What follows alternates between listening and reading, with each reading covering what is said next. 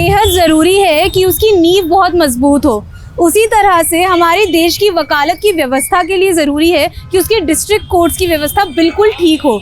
तो उसी सोच के साथ आज हम आए हैं दिल्ली के करकरडूमा कोर्ट में और आपको दिखाते हैं अंदर का हाल।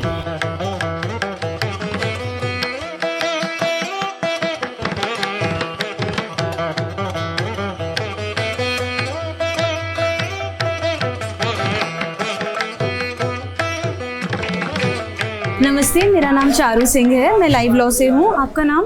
नमस्कार, मैं एडवोकेट गिरीश शर्मा। तो सर, मैं आज आपसे कुछ क्वेश्चंस पूछना चाहती हूँ डिस्ट्रिक्ट कोर्ट्स के बारे में, ठीक है? जी। तो आप मुझे बताइए, आप यहाँ पे कितने सालों से प्रैक्टिस कर रहे हैं? मुझे करीब 10 साल हो गए। आप फर्स्ट जनरेशन लॉयर हैं या आपके घर में कोई और भी था? नहीं, मैं फर्स्ट जनरेशन लॉयर तो हूँ। कैसे आए आप करकरडूमा और कैसा रहा आपको अब तक का सफ़र? नहीं, मैं किसी के साथ लिटिगेशन में आया था तो तब मुझे लगा कि ये एक अच्छा प्रोफेशन है, नोबल प्रोफेशन है। इसमें आके हम लोगों की हेल्प कर सकते हैं और लोगों के काम आ सकते हैं, एक जस्टिस लेने में, दिलवाने में उसकी हेल्प कर सकते हैं। तो बताइए, आपको सबसे अच्छी चीज़ क्या लगती है वकालत के बारे में? वकालत के बारे में सबसे अच्छी चीज़ ये लगती है कि इसके थ्रू आप लोगों को एक जस्टिस दिलवा सकते हैं, न्याय दिलवा सकते हैं। जो पीड़ित हैं या विक्टिम हैं, जिनको पता ही नहीं है, लॉ के बारे में पता ही नहीं है, लोग को लिए अवेयरनेस कर सकते हैं, उनको एक हेल्प कर सकते हैं, उनको जस्टिस दिलवाने में। और सबसे इरिटेटिंग चीज़ क्या लगती है? कोई एक चीज़ कि हाँ ये गलत है? इरिटेटिंग चीज़ सिर्फ ये लगती है कि यहाँ पे पेंडेंसी बहुत है। एक एक कोर्ट में 3-3, 4-4, 6-6 महीने की डेट मिलती है। एक विक्टिम आता है, हमसे कोई रेमेडी लेने आता है, उसको हम आज केस फाइल करते हैं तो उसको 6 महीने की डेट मिलती है, तो उसको लगता है मुझे न्याय कब मिलेगा। 10-10 साल, 15-15 साल अगर कोर्ट केस में लग जाएगा तो उसको हम न्याय नहीं कह पाते।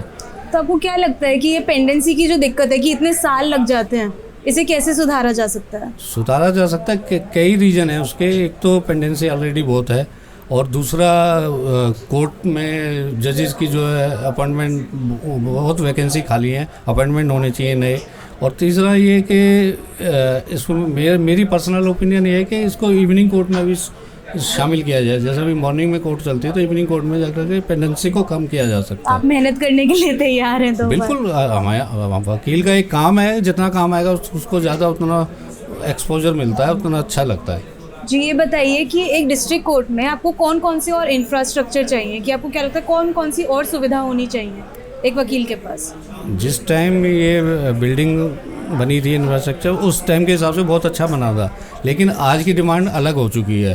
तो अभी यहाँ पे पार्किंग की ऐसी प्रॉब्लम है, कोर्ट्स की इतनी प्रॉब्लम है, यहाँ पे इतना दिक्कत होती है कि काफ़ी सुबह के टाइम रश हो जाता है। तो वकीलों को टाइम पे पहुँचने में भी दिक्कत होती होगी? बहुत दिक्कत होती है। गाड़ी पार्क करने में आधा घंटा लग जाता है, और उसके लिए हमें 9 बजे तक यहाँ पहुँचना पड़ता है, क्योंकि 10 बजे कोर्ट स्टार्ट हो जाती है। तो एक तो पार्किंग की प्रॉब्लम है, फिर चैम्बर्स की प्रॉब्लम है कि कई वकील अब सीट्स पे बैठे हैं, चैम्बर पे बैठे हैं, उनके पास अब बैठने की जगह नहीं है। कई वकील हैं बेचारे कॉमन हॉल से काम करते हैं, लेकिन वो काम करना चाहते हैं, इसलिए वो आते भी हैं, रेगुलर आते हैं। परेशानी है, लेकिन काम कर रहे हैं।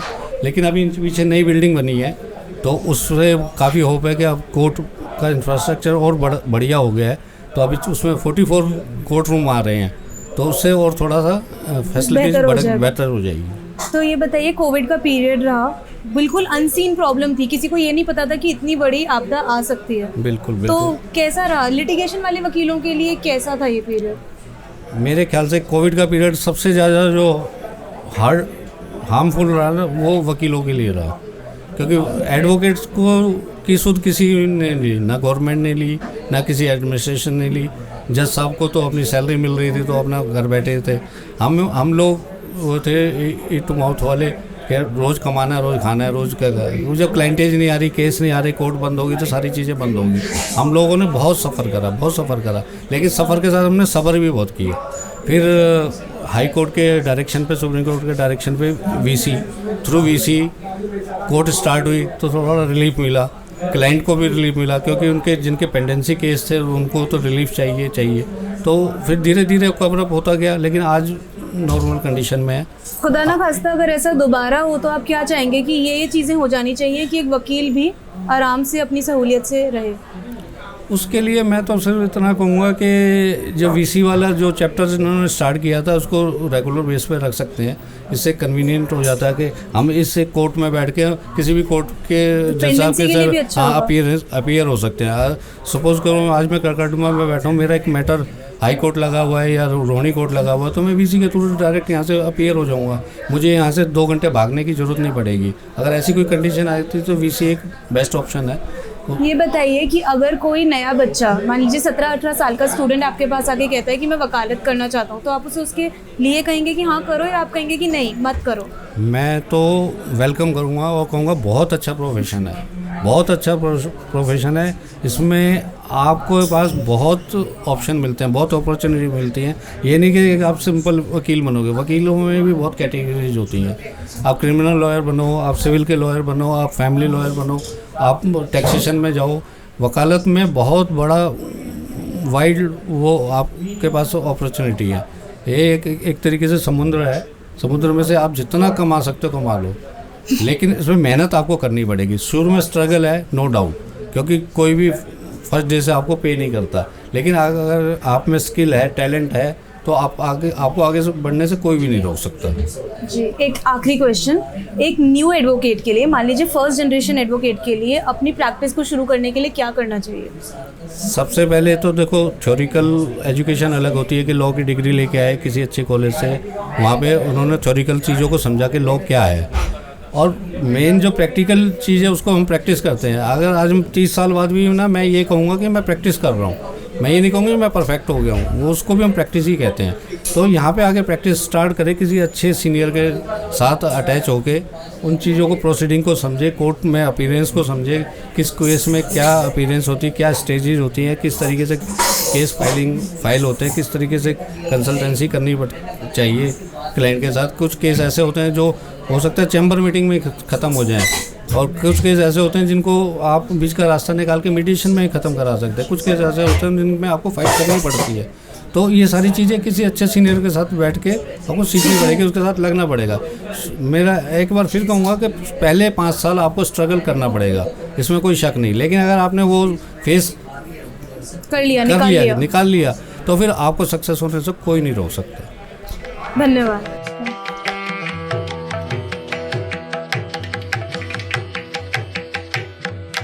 नमस्ते, आपका नाम क्या है?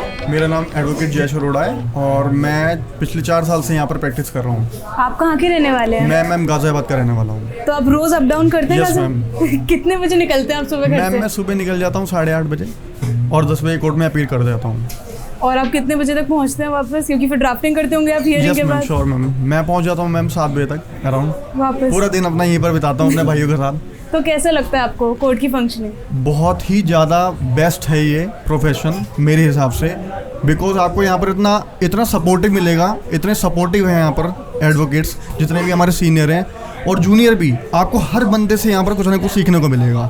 आप अपने सीनियर से पहली बार कैसे मिले? मतलब आपको किसने कनेक्ट किया, या आप खुद आए और आपको? मैं खुद एक रैंडमली सीनियर के पास आया, मैंने उनको बोला कि मैं आपके साथ जुड़ना चाहता हूँ। उन्होंने मेरे को अपॉर्चुनिटी दी और मैं कहा अपने साथ जोड़ा और उन्होंने काम भी सिखाया। तो यहाँ पर सीनियर्स मोस्टली काफ़ी अच्छे हैं, आपको प्रिपेयर करते हैं आगे के लिए, आपके फ्यूचर के लिए। तो अब आपको कॉन्फिडेंट लगता है आगे के लिए? श्योर मैम, मैं अपने काम खुद करता हूँ, फ्रीलांसिंग करता हूँ जी। तो बताइए कि एक डिस्ट्रिक्ट कोर्ट में आपको क्या क्या इंफ्रास्ट्रक्चरल दिक्कतें दिखती हैं कि ये चीज़ें थोड़ी बेटर होनी चाहिए? मैं एक्चुअली करकटडुमा कोर्ट में ही प्रैक्टिस करता हूँ, तो मैं यहाँ का बता सकता हूँ। बेसिकली मैम प्रॉब्लम क्या है सबसे बड़ी, यहाँ पर बैठने के लिए जो चैम्बर्स नहीं हैं, ना सीट्स हैं प्रॉपरली अवेलेबल। क्योंकि मेरे को 4 साल हुए हैं, अभी तक मेरे को भी कोई अलॉटमेंट नहीं मिली है, बिकॉज ऑफ मैं बिगिनर हूँ एक तरीके से मैं कह सकता हूँ। तो उस इंफ्रा में उसको ऐड किया जा सकता है। प्लस में मैम यहाँ पर नेटवर्क इशू बहुत ज़्यादा है। ओके। हाँ, तो यहाँ पर मेरा तो सबसे पहला पॉइंट ऑफ व्यू यही है कि मोबाइल एंड ऑल की यस मैम, अगर आप क्लाइंट से बात करना चाहते हो कोर्ट के अंदर, तो आप क्लाइंट से बात नहीं कर सकते। कभी कहीं नेटवर्क आएगा, कभी कहीं नेटवर्क नहीं आएगा। तो ये सबसे बड़ा इशू है और यही रीज़न बनता है वीसी के अंदर, जो हम वीसी से कनेक्ट अपीयर होते हैं किसी केस के अंदर, है ना। तो वहाँ पर भी सबसे बड़ा इशू वीसी के अंदर यही बनता है कि आप अपना मोबाइल या फिर अपना आप लैपटॉप लेकर इधर भागेंगे कभी उधर भागेंगे, पर आप कनेक्ट नहीं कर पाएंगे सही तरीके से, बिकॉज यहाँ पर नेटवर्क इशू सबसे ज़्यादा है। तो क्या आप ये नहीं चाहेंगे कि आपको कोर्ट की तरफ से एक ऐसा वाईफाई कनेक्शन या फिर ऐसा बिल्कुल इंटरनेट चाहूँगा मिले? मैम, बिल्कुल चाहूँगा। मैं आपके माध्यम से यही तो कहना चाहता हूँ। इस बारे में 12वीं संज्ञान ले रही है, सोच रही है 12वीं जल्दी से जल्दी इसके बारे में जल्दी से जल्दी कोई ना कोई सॉल्यूशन निकालेगी। और मैं कोर्ट से भी अपील करता हूँ कि कोर्ट भी इस बारे में सोचे और इस बारे में कुछ ना कुछ सॉल्यूशन निकाले। तो अभी इलेक्शंस हुए हैं हाल ही में, जी मैम। राइट? तो इलेक्शन के टाइम पे माहौल कैसा होता है कोर्ट मैम का? इलेक्शन के टाइम पे मेरे हिसाब से हर किसी पर्सन को जो न्यू कमर है उनको तो ज़रूर देखना चाहिए, बिकॉज ऑफ कुछ ना कुछ यहाँ पर आपको कुछ ना कुछ फिगर आउट ही होगा, कुछ ना कुछ सीखने को मिलेगा कि यहाँ पर इलेक्शंस का क्या महत्व है ना। और आपको अपने सीनियर्स का रोल प्ले समझ में आएगा कि वो कैसे रोल प्ले करते हैं और आपके लिए कितना काम करते हैं, और आपसे सही में वोट लेकर जा रहे हैं तो उसके लिए वो काम कर रहे हैं या नहीं कर रहे हैं, तो आप उस चीज़ के लिए भी प्रिपेयर होते हैं आगे के लिए। तो आप ये बताइए, आपको वकालत करनी है, ये आपने कब सोचा था अपनी लाइफ में? मैम मैं एक्चुअली पहले टैक्सेशन में था। ओके। हाँ, तो मैंने उस टाइम पे सोचा था कि आपने मुझे टैक्सेशन में काम किया है? अलग से डेस्क जॉब, अब आप लिटिगेशन हाँ, में? मैं लिटिगेशन में आया उसके तो बाद। डेस्क जॉब के बाद लिटिगेशन में कैसे? मैम मुझे इस फील्ड में इंटरेस्ट था एक्चुअली। अच्छा। हाँ, तो मेरा पर्सनल इशू है ये कि मेरे को इसमें आना था, है ना। मैं चाहता था कि मैं इस प्रोफेशन में आऊँ, तो मैं इसलिए इस प्रोफेशन में कैसे लिटिगेशन केसेस में आया करते हैं था। आप जनरली? मैम मैं क्रिमिनल केसेस करते हैं, सिविल करते हैं, मैट्रिमोनियल केसेस करते हैं। तो कोई भी मान लीजिए आपको 4 साल हो गए, कोई पहली बार आ रहा है कोर्ट अपनी जी। प्रैक्टिस शुरू करने के लिए, जी। तो क्या करे? क्या मैम- प्रोसीजर होना चाहिए? मैम प्रोसीजर तो जनरली क्या है, किसी सीनियर के साथ ही आपको जाना पड़ेगा, क्योंकि और आपका सीनियर अच्छा होना चाहिए। ओके। तो वो क्या देखे कि कैसे पता चलेगा कि उसका सीनियर अच्छा है या नहीं? वो किस चीज़ के लिए उसे बढ़ावा दे? मैम बढ़ावा इन द सेंस मेरा ये कहना रहेगा इसके अंदर कि आपका सीनियर आपसे, देखिए सीनियर हर तरीके के होते हैं, है ना। और बच्चे का इंटरेस्ट भी उसके अंदर महत्व रखता है, क्योंकि वो क्या कितना सीखना चाहता है, और उस हिसाब से आपको नॉलेज दी जाएगी सीनियर द्वारा। अगर आप खुद ही यहाँ पर आकर टाइम पास करेंगे तो उसका कोई wastage of money, wastage of time रहेगा मेरे हिसाब से। तो आपको अच्छे सीनियर के साथ जुड़िए, है ना, और जो कि काम करते हो, जो ज़्यादा काम में इंटरेस्टेड हो, उनके साथ जुड़िए। बस मेरा यही कहना है। थैंक यू, धन्यवाद।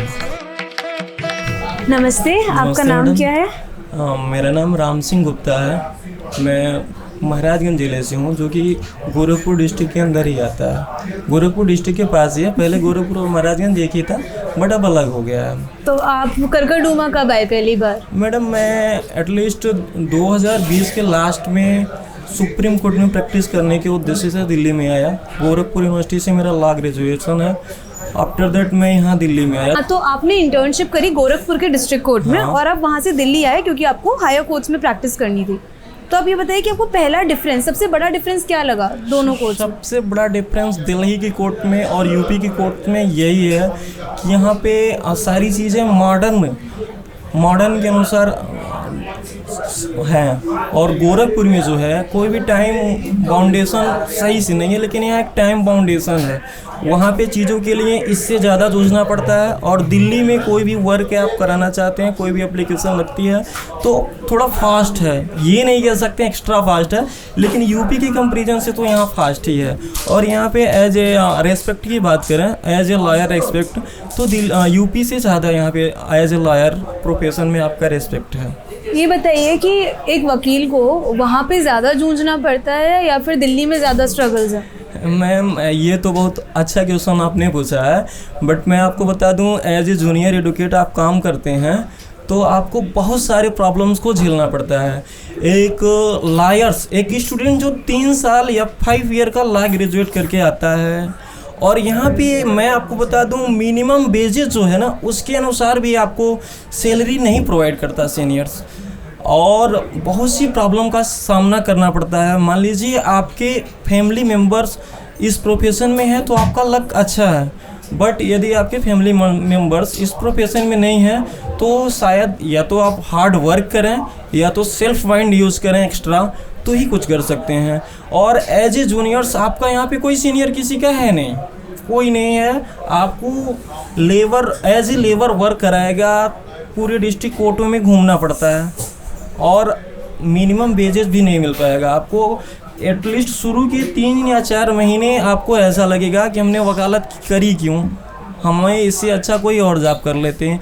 तो इसमें सबसे बड़ी बात सेल्फ कॉन्फिडेंस बहुत ही ऊंचा होना चाहिए, so that you will be become you can get your success. तो ये बताइए मुझको कि जैसे कि आपने बताया कि दिल्ली में आए या कहीं पे भी रहे, एक जूनियर लॉयर को बहुत ज़्यादा परेशानियों को फेस करना पड़ता है। परेशानियों का फेस करना ही पड़ता है। तो पहले 2-3 महीने जब एक इंसान का कॉन्फिडेंस गिर रहा है, उस टाइम क्या होना चाहिए, क्या करे वो कि वो रहे इसी प्रोफेशन में, बदल के कहीं और ना चला जाए? मैम सबसे बड़ी बात तो ये है, एक इंसान को पेशेंट रखना चाहिए। पेशेंट जब उसके पास है, और दूसरा उसके पास सेल्फ कॉन्फिडेंस भी बहुत ऊंचा लेवल का होना चाहिए, क्योंकि यहाँ पे ऐसे भी इंसान आपको लाइफ मिलेंगे जो आपको हतोत्साहित कर देंगे। तो उनकी बातों को ध्यान नहीं देना, सुनना हमें सबकी बातों को हो। एज ए सीनियर्स कोई भी एडवाइस करता है तो सबकी बातों को हम सुन लेते हैं, बट हम करते वही हैं जो हमारा हर्ट करता है।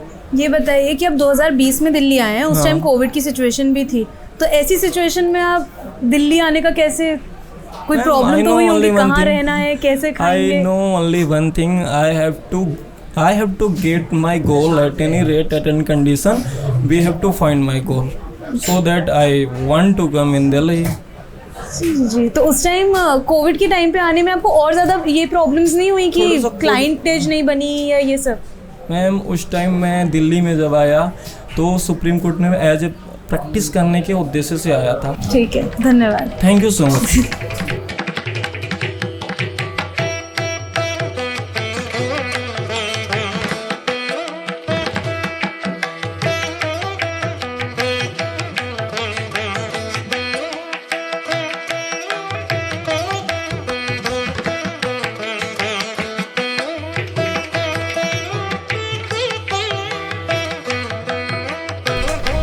तो नमस्ते, बताइए आपका नाम क्या है? मेरा नाम एडवोकेट जतिन है और हम कड़कड़ुमा कोर्ट से हैं।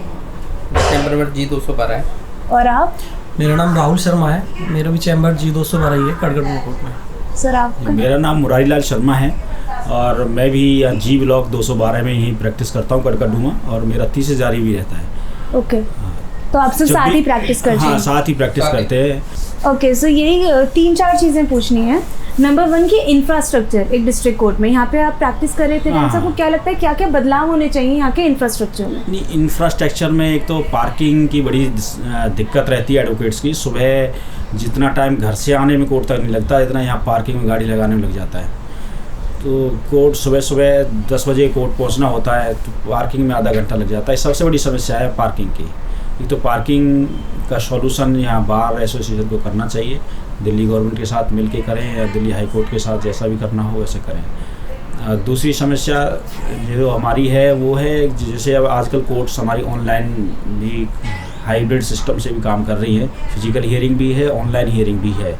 तो ऑनलाइन हियरिंग के लिए जब भी हम कोर्ट को में कनेक्ट करते हैं तो यहाँ जो इंटरनेट के सिग्नल्स हैं बड़े वीक होते हैं और ठीक से प्रॉपर आ नहीं पाते। तो एक ये भी एक समस्या है कि यहाँ पर बूस्टर वगैरह लगाया जाए या कोई और अल्टरनेट कुछ भी जो भी दे सकें कि यहाँ से अच्छी इंटरनेट जो स्पीड है वो हमें मिल पाए, जैसे कि हम ठीक से ऑनलाइन कोर्ट हियरिंग अटेंड कर सकें। जी, बीच बीच में इंटरप्ट होता रहता है और इंटरनेट का जो सिग्नल है। और भी कई समस्या हैं, जैसे कि यहाँ बाहर कोर्ट कम्प्लेक्स के बाहर पब्लिक के लिए वाटर कूलर्स की कोई सुविधा नहीं है। इतना गर्मी का टाइम है तो जो लिटिगेंट्स आते हैं उनको पानी वानी पीने के लिए बाहर कोर्ट कम्प्लेक्स के बाहर यहाँ कहीं कोई सुविधा नहीं है। सबसे बड़ी प्रॉब्लम है यहाँ सीट और चैम्बर्स की, क्योंकि एक एक चैम्बर में भी पार्टीशन किया हुआ है लोगों ने, और एक एक चैम्बर में 10-10 एडवोकेट बैठते हैं, तो वो बहुत ज़्यादा प्रॉब्लम फेस करते हैं। तो यहाँ चैम्बर्स बनने चाहिए और सीट एटलीस्ट नए लोगों के लिए सीट तो होनी चाहिए। आप बताइए, आप भी बोल रहे थे। हाँ जी, मैं भी आपको ये बताना चाह रहा था कि जो न्यूली हमारे एडवोकेट्स आते हैं उनको यहाँ पे किसी भी तरह की कोई फैसिलिटी नहीं है, सबसे पहली चीज़। दूसरा, जो भी बार की रिस्पॉन्सिबिलिटी है वो प्रॉपर बार नहीं निभाती है, क्योंकि ना तो एडमिनिस्ट्रेशन की उन लोगों को नॉलेज होती है कि भाई उनको बेसिकली करना क्या है, और सबसे बड़ी प्रॉब्लम जो फेस करते हैं वो न्यूली एडवोकेट्स आके करते हैं। मुझे भी 7 साल हो चुके हैं। मेरे पास यहाँ पे अपने लिए अगर मैं कहूँ कि मुझे कहीं फ़ाइल रखनी है तो मेरे पास कोई जगह नहीं है। ठीक है जी। मैं भी यहाँ पे शेयरिंग में चैम्बर में रहता हूँ और मुझे बार से आज तक कोई फैसिलिटी जो मिलनी चाहिए as a advocate 7 years complete करने के बाद में वो आज तक कोई नहीं मिली है। चेंबर अलॉटमेंट कैसे काम करता है? यहाँ पे लिमिटेड चैम्बर्स हैं और ये चैम्बर्स 2012 में बने थे। उसके बाद में चैम्बर्स के ऊपर आज तक कोई भी काम नहीं हुआ है, ना पार्किंग को लेके कोई किसी तरह का काम हुआ है।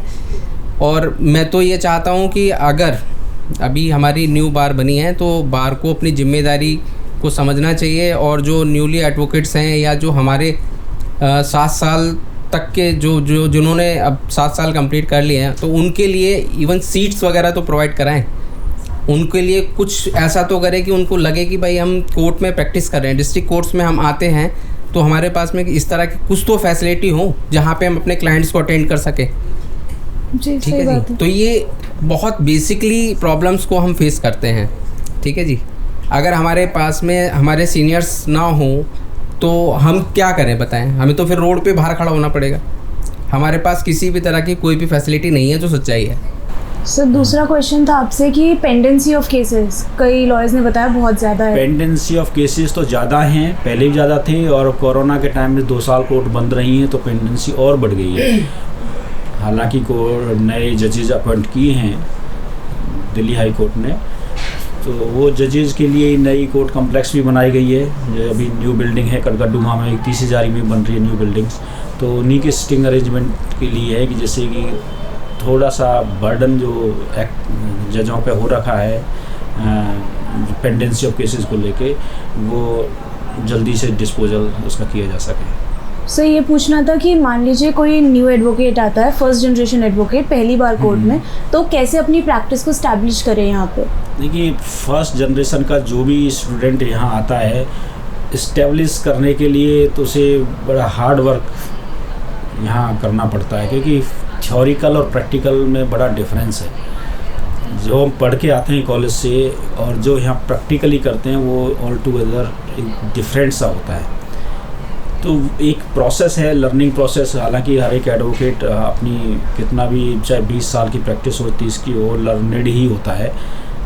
जब भी हम कोर्ट में भी जाते हैं तो मजिस्ट्रेट हमें लर्नेड एडवोकेट कह के ही बोलते हैं। इवन मजिस्ट्रेट भी अपने आप नाम के आगे लर्नेड ही लगाते हैं, learned magistrate so and so, learned additional district जज सो एंड सो।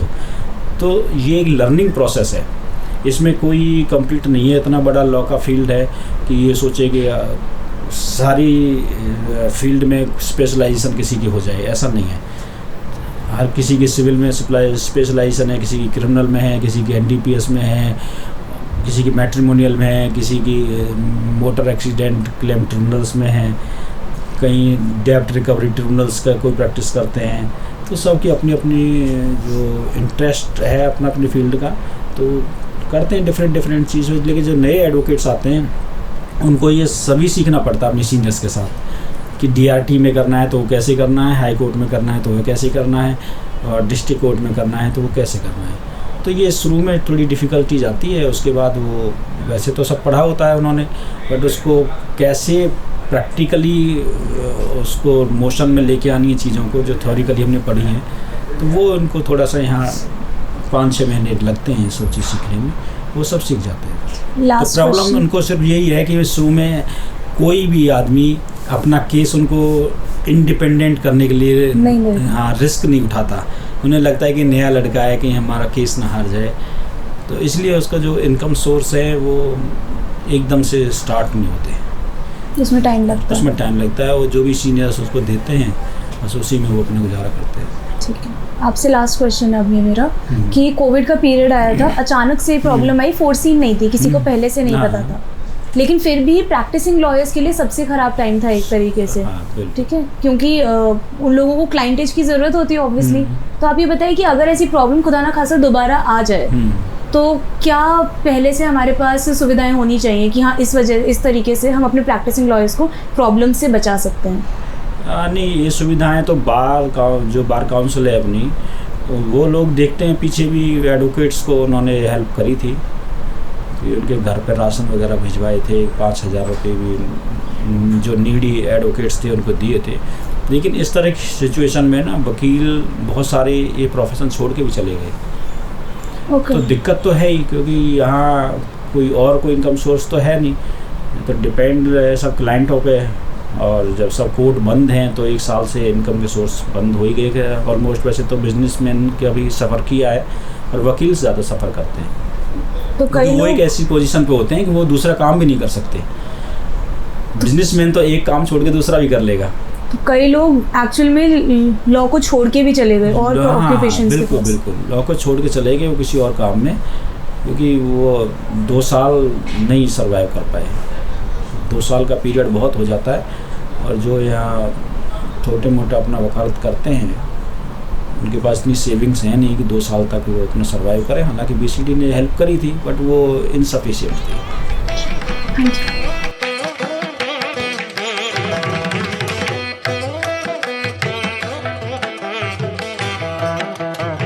मैम, आपका नाम क्या है जी, मैं योगिता मनचंदा हूँ।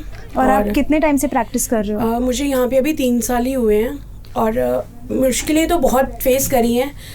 अभी काफ़ी हद तक हम लोग इस चीज़ में स्टेबल हो गए हैं। जब नए नए आए थे, सबसे पहले तो जूनियर काउंसिल हैं हम, ठीक है, हमारे सीनियर्स ने हमें सपोर्ट भी बहुत किया है।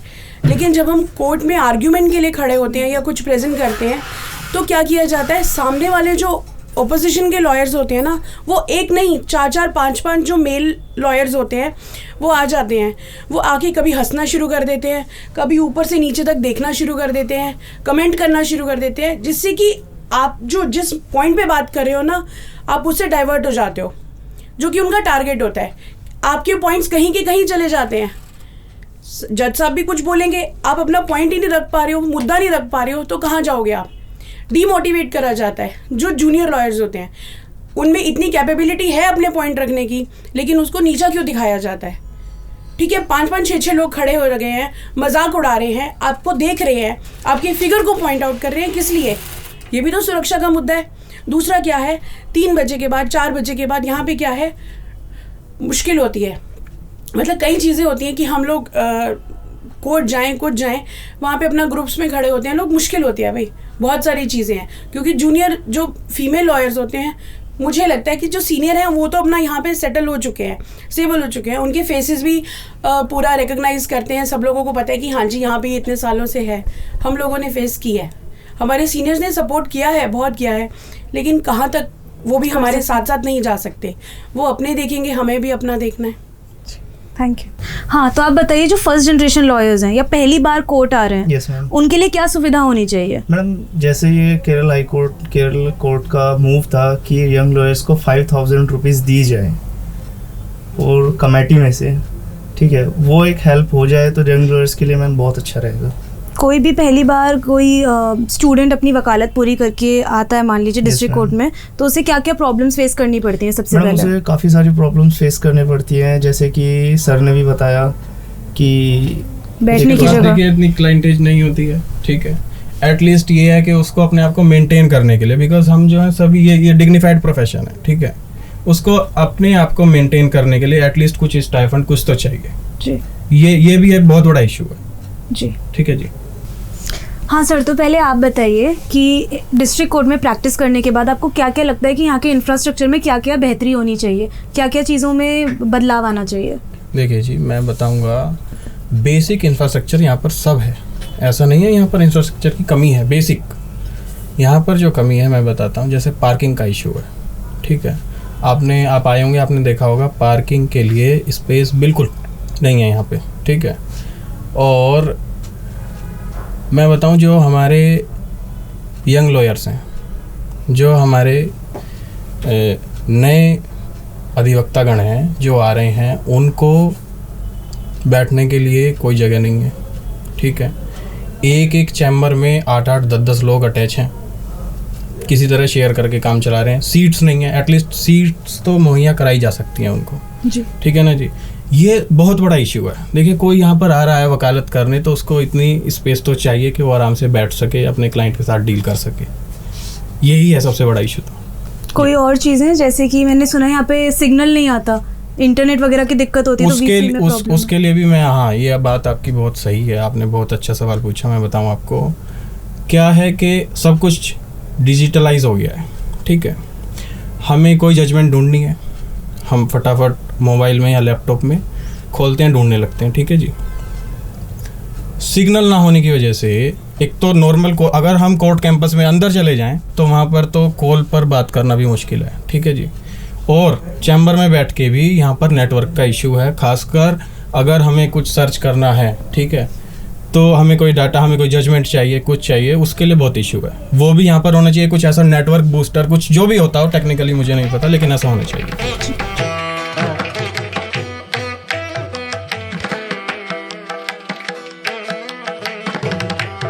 दिल्ली के करकरडूमा डिस्ट्रिक्ट कोर्ट में पहुंचकर हमने वहां कुछ वकीलों से बात करी, जो कि आपने वीडियो में देखा ही होगा, और इसके बाद हमें पता चला कि उनके पास कई तरह की समस्याएं हैं।